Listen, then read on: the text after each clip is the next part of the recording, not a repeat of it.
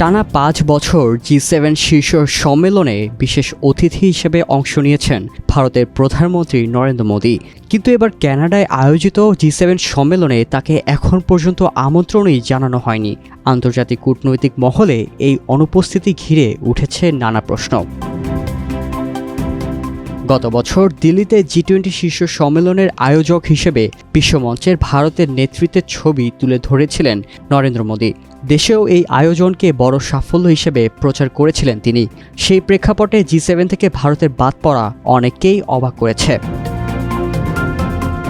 জি7 হল শিল্পোন্নত পশ্চিমা দেশ এবং জাপানের একটি অনানুষ্ঠানিক জোট। ফ্রান্স, জার্মানি, ইতালি, যুক্তরাজ্য, জাপান, মার্কিন যুক্তরাষ্ট্র এবং কানাডা এই গ্রুপের সদস্য।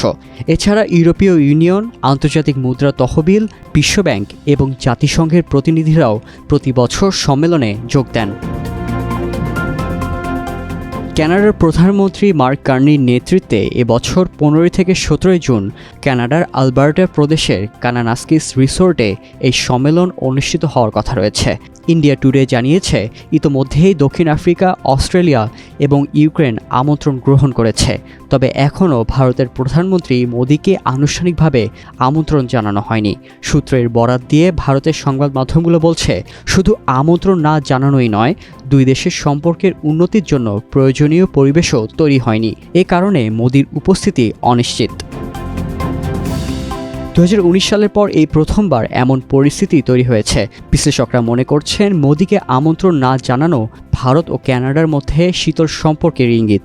2023 সালে কানাডার তৎকালীন প্রধানমন্ত্রী জাস্টিন ট্রুডো খালিস্তানি বিচ্ছিন্নতাবাদী হরদীপ সিং নিজ্জার হত্যার জন্য ভারত সরকারের এজেন্টদের জড়িত থাকার অভিযোগ তোলার পর থেকেই দুই দেশের মধ্যে সম্পর্ক অনেক খারাপ হয়ে যায়। ভারত ওই অভিযোগকে অমূলক ও রাজনৈতিক উদ্দেশ্য প্রণোদিত আখ্যা দিয়ে তা প্রত্যাখ্যান করে। এরপর উভয় দেশ একে অপরের কূটনৈতিকদের বহিষ্কার করে এবং উচ্চ পর্যায়ের যোগাযোগও বন্ধ হয়ে যায়। বর্তমানে কানাডার নতুন প্রধানমন্ত্রী মার্ক কার্নির সরকার কিছুটা সম্পর্ক ঠিক করার চেষ্টা করলেও দুই দেশের মধ্যে এখনও আস্থার পরিবেশ তৈরি হয়নি। এমনকি ভারতের পক্ষে এখনও কানাডার নতুন হাই কমিশনার নিয়োগ করা হয়নি।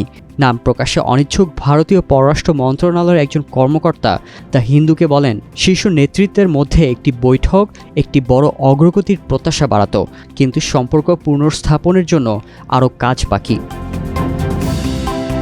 2019 সাল থেকে ভারত জি7 সম্মেলনের আউটরিচ সেশনে নিয়মিত অংশ নিচ্ছে।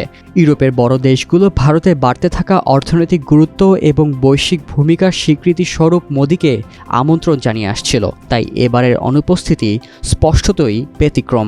এবারে জি7 সম্মেলনে দক্ষিণ আফ্রিকা এবং মেক্সিকোর নেতারাও অংশ নেবেন। দক্ষিণ আফ্রিকা এবার জি20 এর সভাপতিত্ব করছে।